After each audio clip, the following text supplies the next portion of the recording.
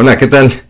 Qué gusto que nos acompaña en otra sesión más de la Escuela de Desarrollo Cristiano de la Iglesia Bíblica Torrefuerte, en donde gracias a Dios, y en verdad damos muchas gracias a Dios, estamos llegando al final de nuestro curso, el libro de Levítico. Damos muchas gracias a Dios porque nos ha permitido ir de la mano con la palabra de Dios a través de este libro maravilloso. Un libro cuyo propósito es enseñarnos la santidad de Dios, parte de su naturaleza, parte de su carácter. Es un Dios perfectamente santo. Y también es un libro que nos guía, que nos orienta para responder ante esa santidad. Capítulo 19 de Levítico, Dios hace una exhortación. Sed santos por cuanto yo soy santo. Nos da la orden y nos da la razón. Pero Dios no nos deja abandonados.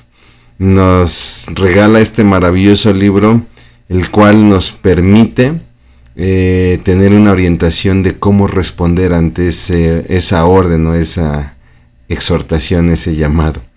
Yo le agradezco mucho porque nos ha acompañado en estas 12 sesiones ya con esta sesión. Agradezco mucho su paciencia, su amor por la palabra y su perseverancia por Dios. Y con todo corazón deseo que este curso pues usted no haya sido defraudado, que haya cubierto sus expectativas, y estoy seguro que Dios irá más allá todavía de sus expectativas. Si me lo permite, haré una oración para iniciar esta sesión, la número 12. Bendito Dios, cuántas gracias te damos, mi Señor, porque Padre, estamos cerrando un curso por demás maravilloso, Señor, y cómo no serlo si, Padre, está basado en tu palabra, en tu bendita palabra, mi Dios. Padre, te damos gracias por la oportunidad de acercarnos a este libro, mi Dios, y poder conocerte más. Es uno de los libros que más declara tu naturaleza, mi Señor, y te pedimos encarecidamente que todo lo que hemos aprendido en estas sesiones no se quede en nuestra mente solamente, sino que descienda a nuestro corazón y podamos vivirlo, Señor, hasta que estemos frente a ti. Te damos muchas gracias en el nombre de Cristo Jesús. Amén.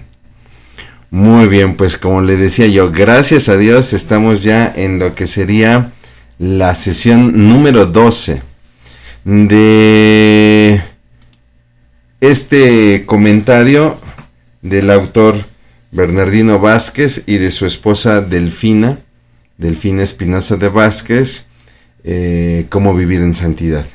Ediciones Las Américas nos ha servido muy bien para cumplir el propósito de nuestro curso. Este ha sido nuestro libro base.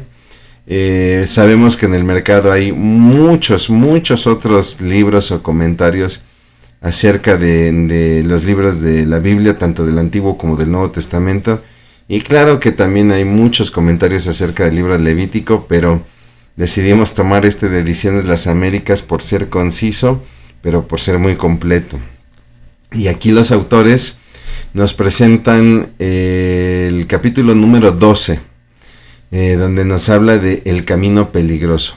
La sesión pasada, si usted lo recuerda, estábamos analizando el capítulo 26 del libro de Levítico, donde se presentan tanto las bendiciones como las maldiciones con respecto a la ley. Es decir, las bendiciones que podemos alcanzar si obedecemos la ley y las maldiciones que nos pueden afectar si desobedecemos la ley. Y lo decíamos de una manera muy clara, ¿no? No se trata de que Dios impone la bendición o el castigo como si fuera un capricho de Dios. Si no me sigues, entonces me enojo y te castigo. Sino más bien, yo te he creado para que tengas este estilo de vida. Si tú decides vivir lejos de ese estilo de vida, tu vida será sufrimiento. Pero si tú decides vivir el estilo de vida para el cual yo te he creado, entonces encontrarás el sentido de la vida, encontrarás la plenitud en tu vida y todas estas bendiciones vendrán a ti. La sesión pasada hablamos acerca de las bendiciones. Hoy nos toca hablar de la otra cara de la moneda. Note usted la dicotomía. No hay más que blanco o negro. No tenemos escala de grises. Obedecemos la ley o la desobedecemos. No se puede obedecer, digámoslo así, no se puede obedecer en una parcialidad. O se obedece totalmente o se desobedece. Estamos hablando de la ley mosaica para el pueblo judío de esta época, ¿no? Pero lo mismo sucede con Dios. A Dios o lo obedecemos plenamente y nos entregamos a Él plenamente, o le rechazamos plenamente, porque en Dios no hay medias tintas. La decisión en nuestro corazón tiene que ser firme. Jesús lo decía de una manera muy clara, ¿no? El que no es conmigo es contra mí. O sea, no hay niveles intermedios. Entonces, lo que veíamos la sesión pasada era precisamente las bendiciones alcanzadas. Ahora veremos estas advertencias de lo que puede suceder. De ahí que los autores han tomado a bien el llamar el 12º capítulo de este comentario como el camino peligroso. Muy bien, pues entrando en materia, y si hablamos de caminos peligrosos, algo que tenemos los seres humanos es que nos encanta jugar con el peligro. Cómo nos gusta, tenemos hasta la expresión jugar con fuego, ¿no? Nos encanta esto que ahora llamamos la adrenalina, ¿no? Ahora conocemos el concepto como la adrenalina. Y entonces jugamos con situaciones que se tornan peligrosas, como el caso de la velocidad. Y aunque sabemos que nuestra vida, nuestra salud corre peligro, aún así nos encanta pisarle. Nos encanta, para aquellos que son amantes del automovilismo, de las motocicletas, vamos el pie a fondo, ¿no? Y vamos a sentir hasta dónde levanta el motor. ¿Qué me dice de aquellos que les encanta la adrenalina de las alturas, ¿no? Y de repente se tiran en el bungee o en el parapente, ¿no? En la tirolesa. O aquellos que les gusta, pues llamémoslo así, lidiar o jugar con animales peligrosos.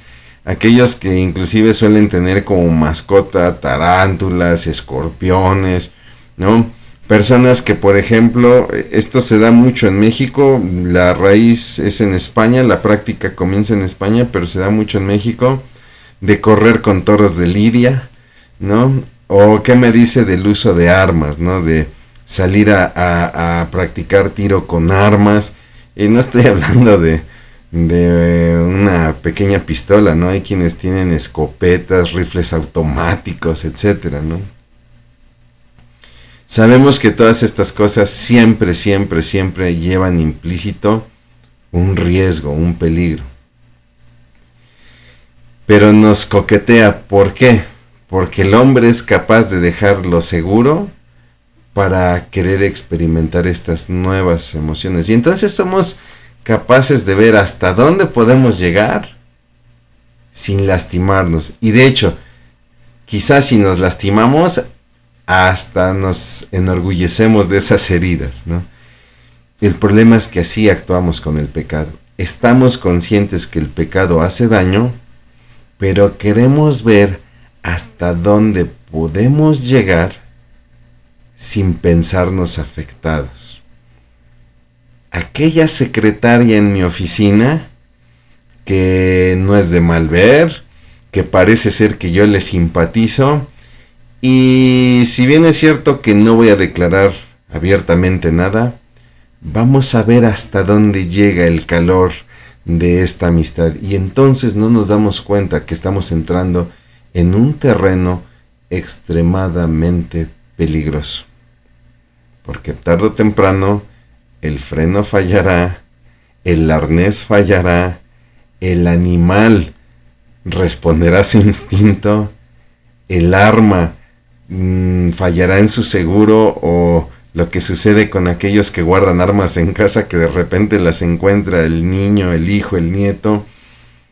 Tarde o temprano algo sucederá. Y en el pecado es seguro que algo sucederá.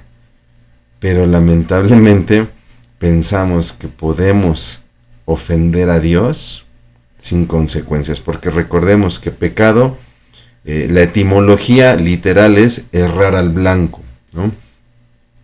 La etimología del vocablo es no acertar al blanco, pero la traducción equivalente se refiere a ofender. Cuando pecamos, ofendemos a Dios. Y muchas veces pensamos en ¿qué tanto es tantito? ¿No? Lo vemos en muchos ejemplos bíblicos. Personas que fueron a la guerra con una instrucción: no tomarás nada de botín, no perdonarás la vida de los enemigos, porque son personas depravadas, son personas perversas, no perdonarás su vida y no tomarás nada de sus tesoros. ¿Y cuántos de ellos lo hicieron? Me viene a la mente Acán, cuando Israel toma Jericó, ¿no? Que toma, si no mal recuerdo, es un lingote de oro, unas piezas de plata y un manto. Se entiende que era un manto muy caro, ¿no?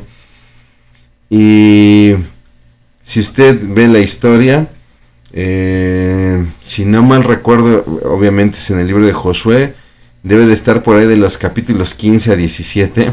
Si usted revisa la historia, de hecho, cuando Dios se refiere a estas cosas, al lingote de oro, las piezas de plata y el manto, Dios les llama el anatema. Ustedes han perdido la batalla en Hai, porque en medio de ustedes está el anatema. ¿Qué significa el anatema? Lo maldito, ¿no? ¿Por qué Dios tiene esta postura frente a estos objetos? Porque Él ha sido ofendido, ¿no? Entonces tenemos que estar conscientes, tú y yo, que cuando de repente hacemos algo que no es de acuerdo a la voluntad de Dios, evidentemente lo ofendemos. Es así que, cuando hablamos de obediencia, veíamos en la sesión pasada que la obediencia es la materia principal en la escuela de Dios, ¿no? En el cristianismo. La obediencia, recordemos 3 cosas de ella, es base de madurez cristiana, ¿no? Muchos hablan de querer alcanzar madurez en Cristo, ¿no?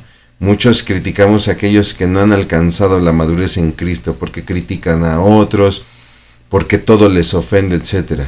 Bueno, ¿sabes por qué no alcanzan la madurez en Cristo? Porque no son obedientes, siguen obedeciendo a sus propios deleites. Pero si tú quieres alcanzar madurez en Cristo, tienes que empezar con la obediencia. Muchos nos vamos por el intelecto. Yo quiero ser maduro en Cristo. Voy a estudiar mucha Biblia. Voy a estudiar mucha teología para que la gente vea que yo sé y soy muy maduro. No, mi hermano, vas a ser muy intelectual, ¿no? Pero la madurez tiene que ver más con la actitud que con el intelecto. Y esa actitud solamente se trabaja con obediencia. La obediencia es el impulso para ser discípulo y para discipular a otros. Repito, no nos vayamos con el lado intelectual. Si yo estudio mucho, voy a tener mi estrellita y voy a ser un gran discípulo y voy a tener la capacidad de discipular a otros. No, porque tu ejercicio va a quedar en el terreno de lo intelectual. En verdad quieres discipular a las personas, discipula con tu actitud. Y para comenzar a hacer cambios importantes en nuestra actitud, tenemos que empezar a obedecer la voluntad de Dios.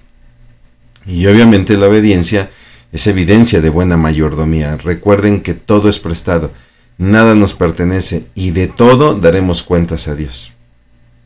Y no podremos entregar buenas cuentas de lo que nos fue encargado si no obedecimos. ¿Recuerda usted de aquella parábola de aquel hombre que mejor decidió enterrar el talento y usa de pretexto a Dios? Es que como yo sé que tú eres un hombre de temer, que siembras donde no cosechas y cosechas donde no siembras, pues yo mejor escondí esto y mira, te lo guardé, ¿no? Y obviamente, pues eso es un ejemplo de todos aquellos que piensan, se reservan, pero que en el fondo están desobedeciendo. El cristianismo, mis hermanos, se vive en bendición, pero también en responsabilidad. Es cierto, Dios nos da, y nos da cosas que no merecemos. La salvación es un claro ejemplo, y todo lo que conlleva, Hablemos de justificación, ¿no? Hablemos de santificación, inclusive hasta de glorificación, porque si bien toda la gloria es para Dios, nosotros también seremos glorificados, ¿no? Y ni tú ni yo lo merecíamos.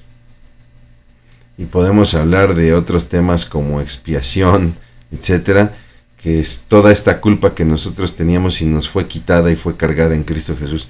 Dios no estaba obligado a eso, ni tú ni yo lo merecíamos. Todo eso se nos dio en gracia. Y Dios da muchas cosas abundantemente por su gracia. Pero también Dios prueba nuestra conducta. También Dios va a probar nuestra obediencia. Es así entonces que tenemos que recordar que Dios hace un pacto con su pueblo y hace un pacto con el hombre. Y en el pacto siempre está presente esta dicotomía de bendición y obediencia, ¿no? La bendición será directamente proporcional, si me permite la expresión, a la obediencia. Fallar al pacto nos expone al castigo. ¿Por qué? Porque quiere decir que entonces no se dio la obediencia. Cuando fallamos al pacto, obviamente somos expuestos a la corrección, a la disciplina y a la consecuencia. ¿Por qué? Porque Dios es justo. Recordemos rápidamente, un pacto es un trato que se da, pero recordemos que el trato puede ser unilateral.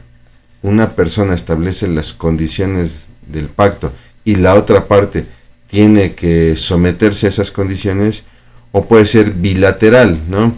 Donde las dos partes establecen las condiciones del pacto. Y obviamente las dos se comprometen, ¿no?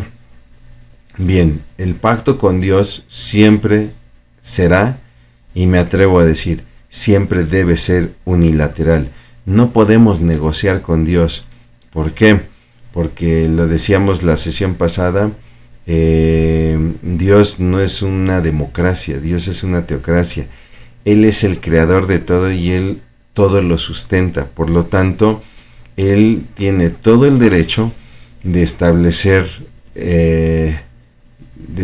los parámetros del pacto.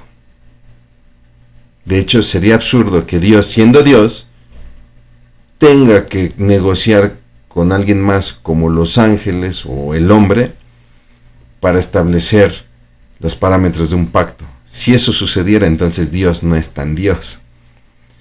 Pero Dios, siendo el creador de todo y el sustentador de todo, Él es el único que establece todos los parámetros del pacto.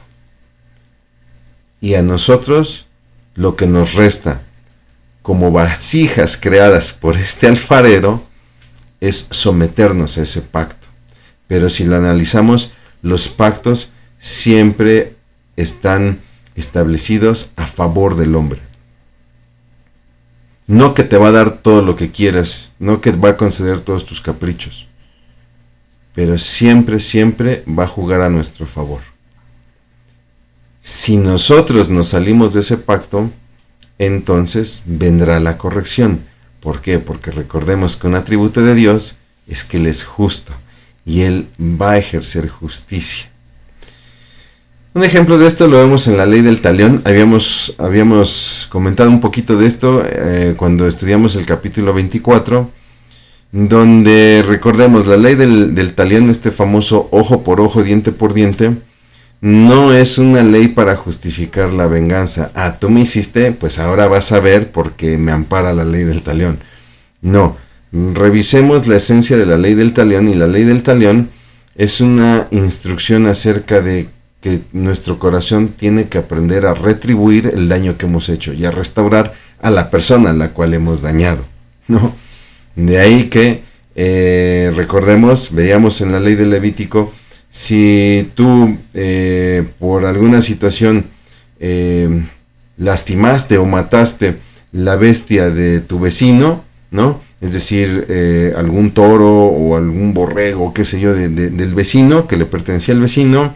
Ok, tienes que restaurar ese animalito, y no solamente eso, sino que también deberás dar la quinta parte del valor, o la cuarta parte, no, es la quinta parte del valor.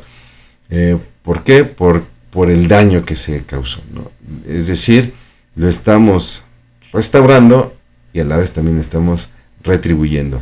Estamos sustituyendo y a la vez estamos dando un poco más, ¿no? Si lo analizamos, la instrucción de esta ley del talión tiene que ver mucho con el pacto. Es una instrucción pactual, si me permite el término, ¿no? Donde si sucede esto, tienes que hacer esto. Pero si no lo haces, entonces te meterás en este problema. El pacto es la base y la garantía de la relación entre Dios con nosotros. Lo repito, el pacto es la base de la relación. Tú y yo no podemos entender nuestra relación con Dios si no entendemos ese pacto que el Señor Jesucristo instauró precisamente en esa cena de la Pascua antes de padecer. ¿Recuerda usted? Esta es la copa que representa el pacto, y es mi sangre que será derramada por todos vosotros. El pacto es la base en la cual nos relacionamos con Dios, pero también el pacto es una garantía.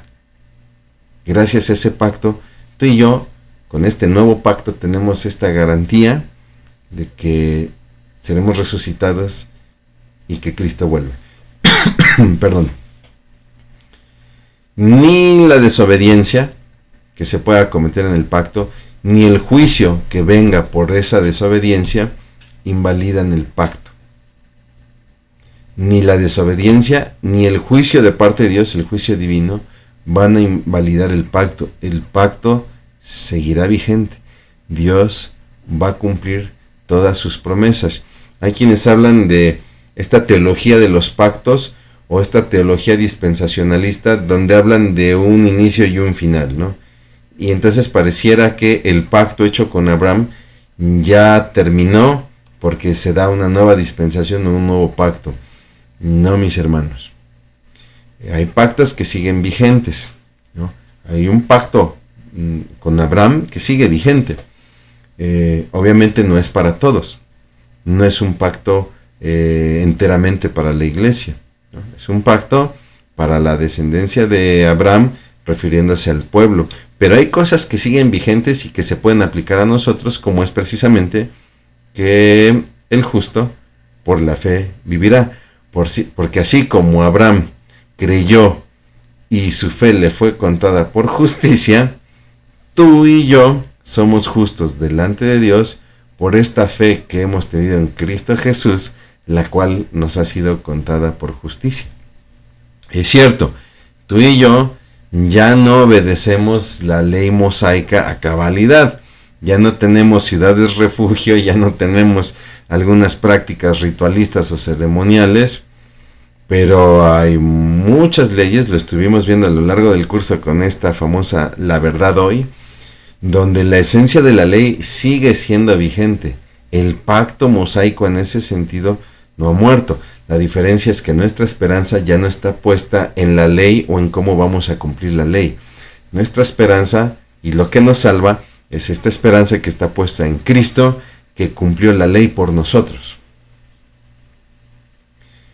Nuestra decisión, si lo vemos, establece si somos o no parte de las promesas.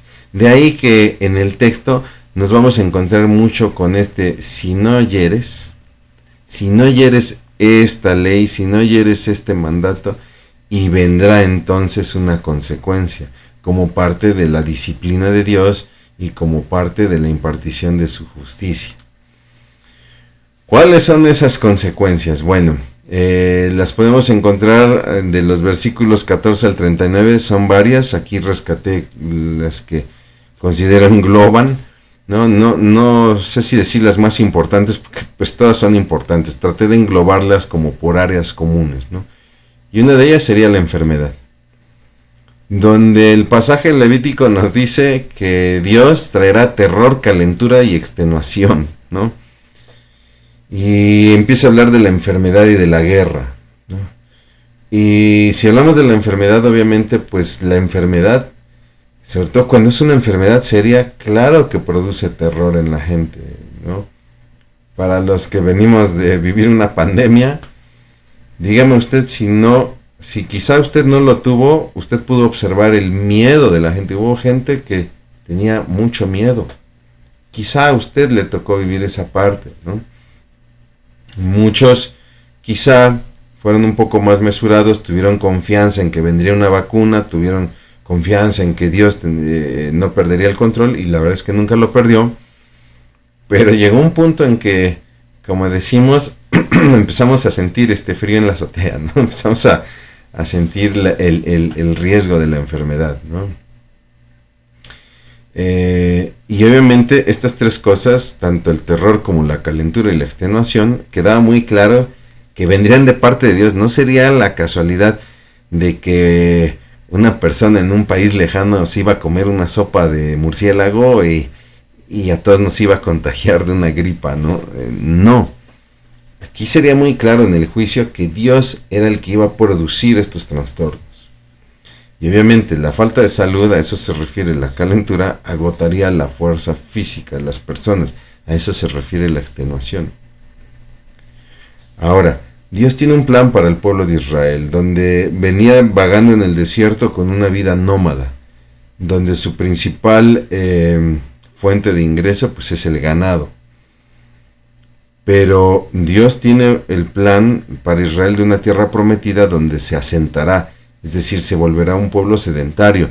Y entonces la economía de los pueblos sedentarios es mayormente agrícola.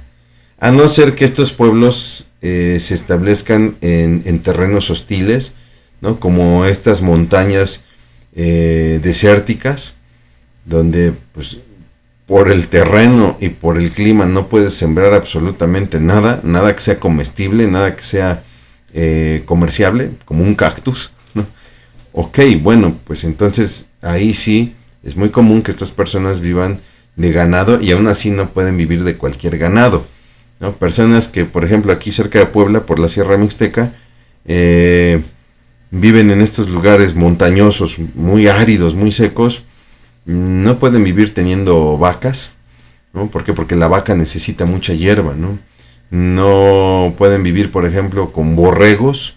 ¿Por qué? Porque el borrego también necesita pastizal y necesita consumir mucho pastizal que solamente se da en las mesetas, ¿no? En las planicies. Y entonces normalmente estos pueblos se dedican al ganado de las cabras, de los chivos, ¿no? Con Israel no va a suceder así. Israel va a llegar a una tierra en la cual fluye leche y miel. Y queda muy claro que Israel tendrá que aprender a vivir una vida agrícola. No es ajena para Israel, porque cuando fueron esclavos en Egipto sabían lo que era vivir junto al Nilo en una tierra muy abundante, muy agrícola. Pero si Israel no obedecía los mandatos, entonces Dios declara que traerá un correctivo y que sus enemigos serán letales: la sequía y las plagas, los peores enemigos para todo campesino. Haré vuestro cielo como hierro y vuestra tierra como cobre. Es decir, el cielo no producirá lluvia y la tierra no brotará absolutamente nada. Dios retiraría su bendición a todo aquel que dependa de sí mismo. Y eso se daba mucho con la idolatría. La idolatría era un pecado en el que prácticamente la persona le decía a Dios: no te necesito porque tengo un Dios mejor, tengo un Dios en el que creo que puede más que tú. Y entonces, si el pueblo se entregaba a la idolatría, Dios retiraría la bendición, y la poca ganancia que lograran tener sería para los enemigos, que sería la otra área, las guerras, peligros naturales y la derrota en las guerras. Dios promete enviar toda clase de calamidades. Estamos hablando de plagas para la vida agrícola, pero también bestias salvajes que atacarán directamente a las personas. Y Dios lo recuerda de esta manera, se los recuerda de esta manera. Será como las plagas de Egipto, pero 7 veces más. Estamos hablando de unas plagas al 7 por 1, ¿no? En razón de 7 por 1. Y cualquiera que lo lee diría, ¿qué clase de Dios es este tan severo y tan falto de amor? Bueno, Dios está estableciendo aquel castigo que va a implementar si la persona le da la espalda a Dios.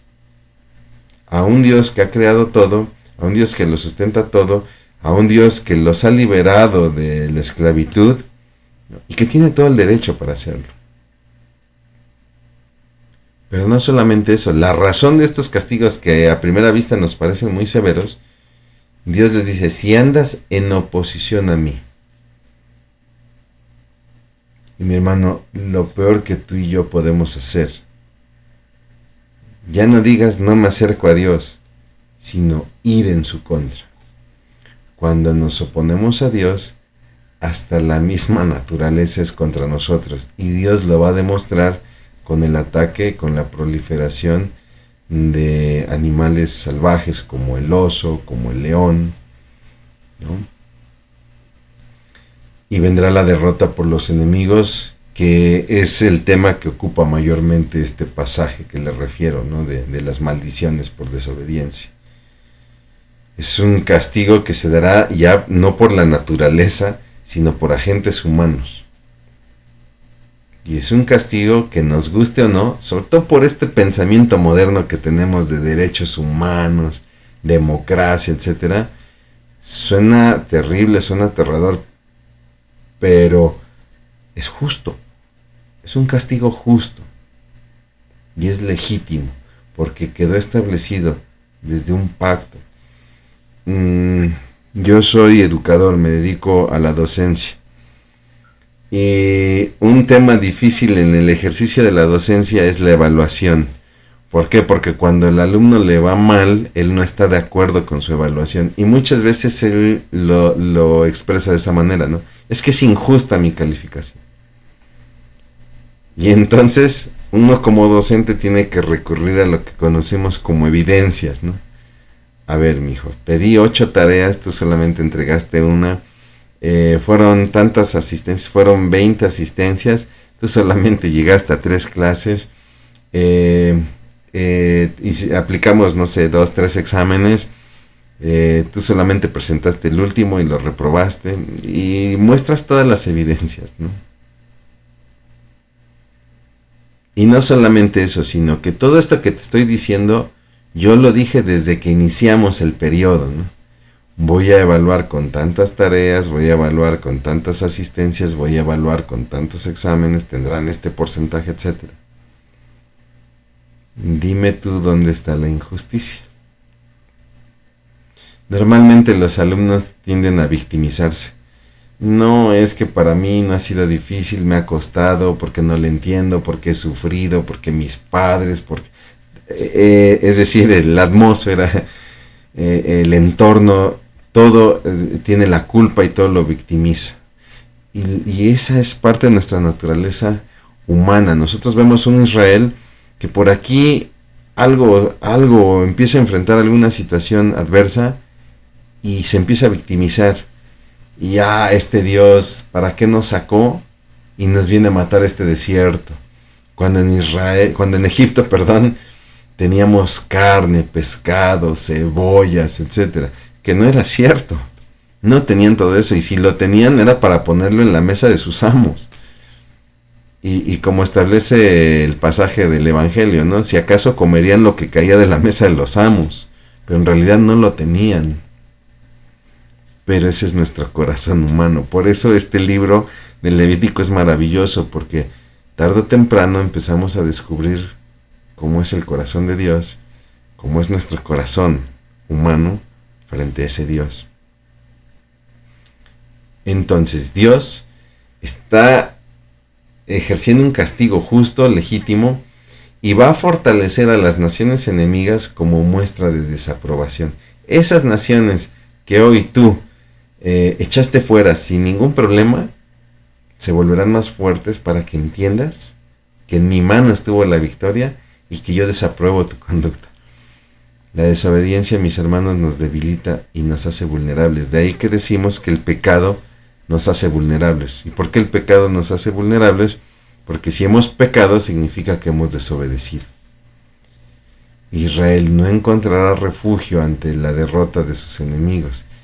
Y la guerra cambiará la forma de vida. ¿Por qué? Porque con la guerra vendrá el desabasto. Dios lo advierte, con la guerra vendrá un desabasto y un hambre, a tal grado que los padres se comerán a sus propios hijos. Suena muy exagerado. ¿Sabe quién lo vio? ¿Sabe quién nos lo narra? El profeta Jeremías, cuando Jerusalén es sitiada. Y él describe, si no me equivoco es en el libro de Lamentaciones, él describe cómo las madres echaban en las cazuelas sirviendo a sus hijos para comérselos por hambre. Y le repito, cualquiera podría decir, es que ¿qué Dios podría permitir eso? Pero cuando nosotros hacemos un recuento de cuántas veces el pueblo le dio la espalda a Dios, perdóneme, Dios no mandó la cazuela, Dios no mandó el hambre, Dios no mandó el enemigo. El pueblo se lo buscó continuamente y parecía que hasta lo anhelaba. Y no caigamos en el error de pararnos en un lugar alto y voltear abajo a ver al pueblo de Israel. ¡Qué tontos! Mi hermano, mi hermana, tú y yo muchas veces somos ese Israel. ¿Cuántas veces no le hemos dado la espalda a Dios por perseguir nuestros caprichos? Nos deja pensar este libro,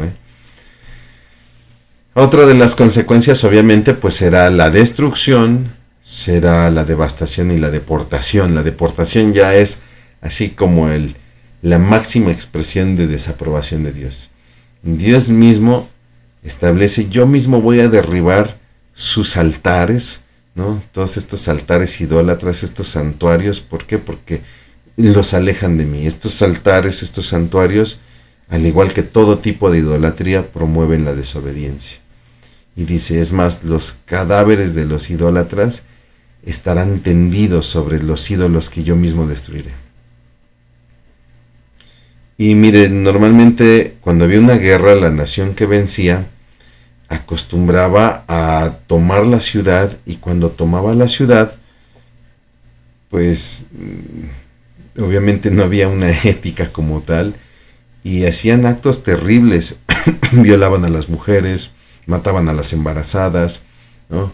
Robaban, saqueaban, torturaban a los prisioneros. Bueno, algo terrible. Pero una forma de demostrar victoria de un pueblo sobre otro era precisamente la deportación. Vamos a recordar un pasaje de la historia del siglo XX. Estamos hablando por ahí de 1940, 42, cuando el ejército nazi toma, por ejemplo, la ciudad de París. Es icónica esa grabación donde el ejército nazi marcha sobre Campos Elíseos y entran por el Arco del Triunfo, se dirigen hacia la Torre Eiffel, y los franceses son formados a los lados como si fuera un desfile cívico-militar. De hecho lo fue, pero a diferencia de un desfile que nosotros disfrutamos como un espectáculo de entretenimiento, los franceses son obligados a ver cómo han sido derrotados y tienen que darle la bienvenida a un ejército que ha tomado la ciudad. Y entonces vemos en los videos a gente que se está aguantando el llanto porque obviamente podían castigarlos, ¿no? Y una vez que el ejército nazi toma la ciudad, muchos franceses empiezan a ser deportados hacia campos de concentración. Y lo mismo pasará con Noruega, y lo mismo pasará con Polonia, con Suiza. Qué terrible es la historia, ¿no, mi hermano, mi hermana? Pero ha sido una práctica que va a suceder con el pueblo de Israel, donde se va a dividir en el pueblo del norte, el pueblo del sur, y donde el pueblo del norte, ahí en el 722 a.C., será vencido por el pueblo asirio y serán deportados a Nínive. Judá, el pueblo del sur, caerá años más tarde, en el 586 a.C., en manos de Nabucodonosor, rey de Babilonia, y serán deportados precisamente a Babilonia, el famoso cautiverio babilónico. Pero qué golpe en particular será la deportación para Israel. ¿Por qué? Porque prácticamente está siendo retirado de aquella tierra que en algún tiempo fue una promesa, fue un regalo prometido de Dios. Y que a través de la deportación, Dios está dejando claro, está expresando de manera muy clara su reprobación. ¿Cuáles son estas razones para deportar? Dios las establece. Su idolatría y por oponerse a mí. Y también por no guardar el jubileo, este año donde se tenían que devolver las posesiones a sus dueños originales, y por no dejar reposar la tierra. Cada 7 años la tierra tenía que reposar, no se tenía que sembrar nada, ¿no?, para que fuera fructífera por otros 6 años nuevamente. El pueblo no lo hace, el pueblo va a fallar en todo. Se va a entregar a la idolatría, si me lo permite, terrible, depravada, actos sexuales en el atrio del templo. No voy a entrar en detalles en esto, pero van a erigir postes con ídolos, y alrededor de ellos tendrán actos sexuales en el patio del templo, donde ahí van a tener también la mesa de los panes, el altar de incienso. No les va a importar. Ahí van a cometer actos depravados, ¿no?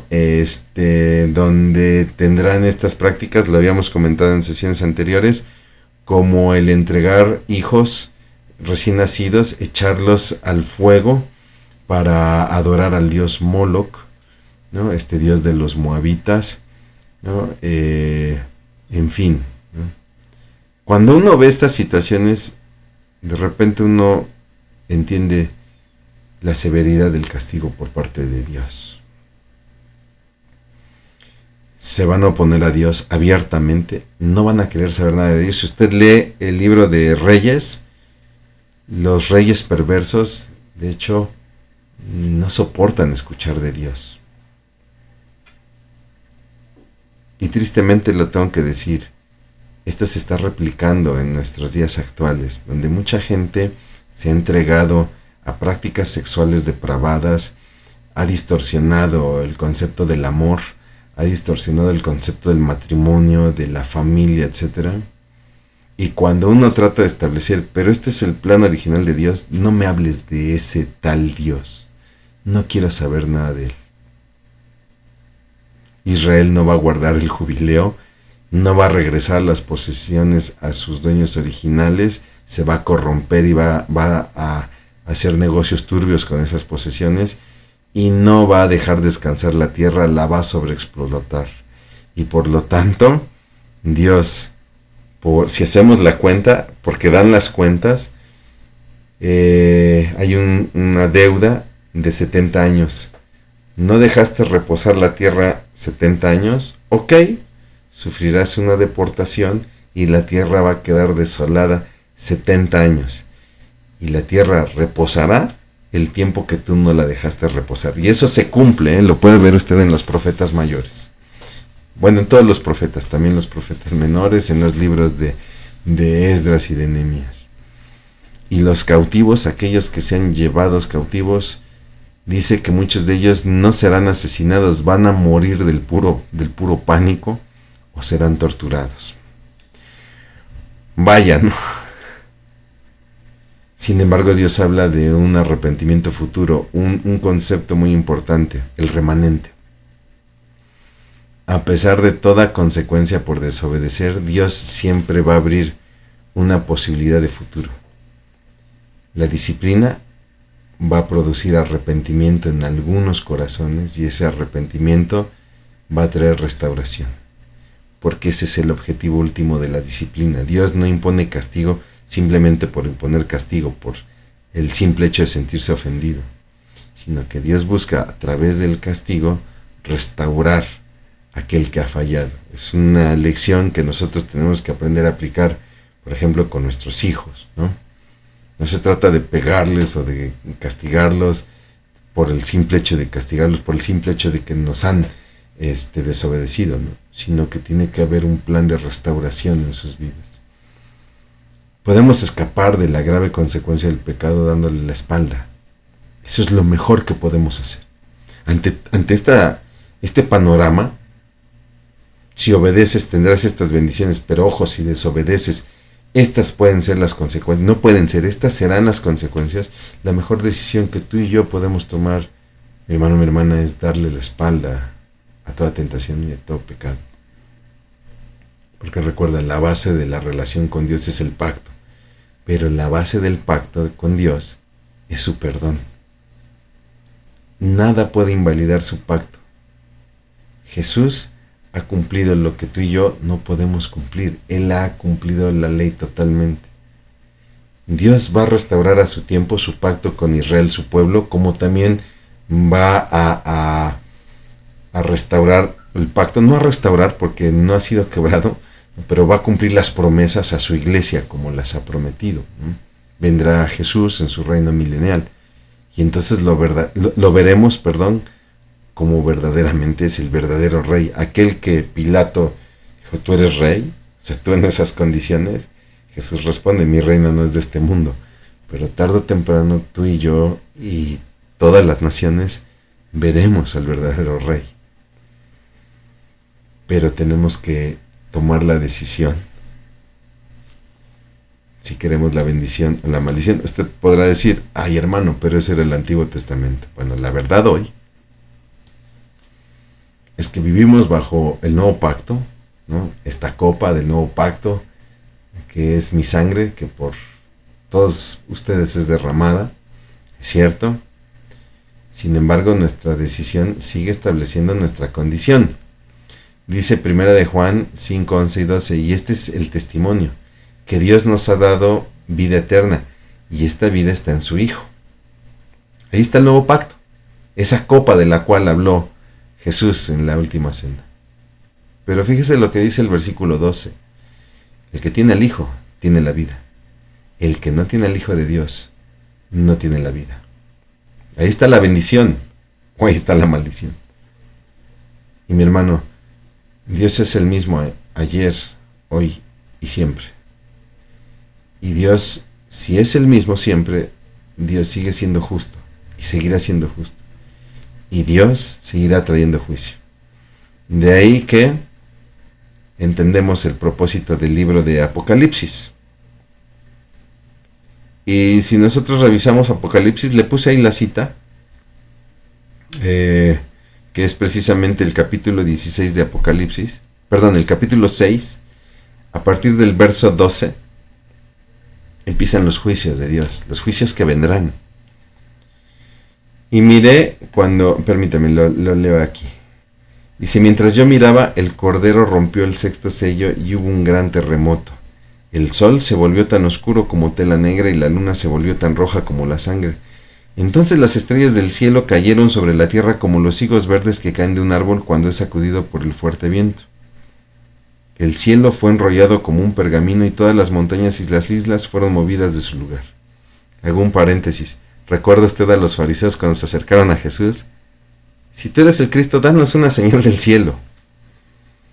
Jesús les dice, no tendrán señal más que una que hemos vivido en la tierra, la de Jonás, pero esta será una señal del cielo. Obviamente ya será demasiado tarde. Entonces todo el mundo, los reyes de la tierra, los gobernantes, los generales, los ricos, los poderosos, todo esclavo y hombre libre, se escondió en las cuevas y entre las rocas de las montañas, y gritaban a las montañas y a las rocas, caigan sobre nosotros y escóndanos del rostro de aquel que se sienta en el trono y de la ira del Cordero, porque ha llegado el gran día de su ira, ¿y quién podrá sobrevivir? Y a partir de este pasaje, acabo de leer el último versículo del capítulo 6, mi hermano, mi hermana, a partir de este pasaje comienzan las copas de la ira de Dios.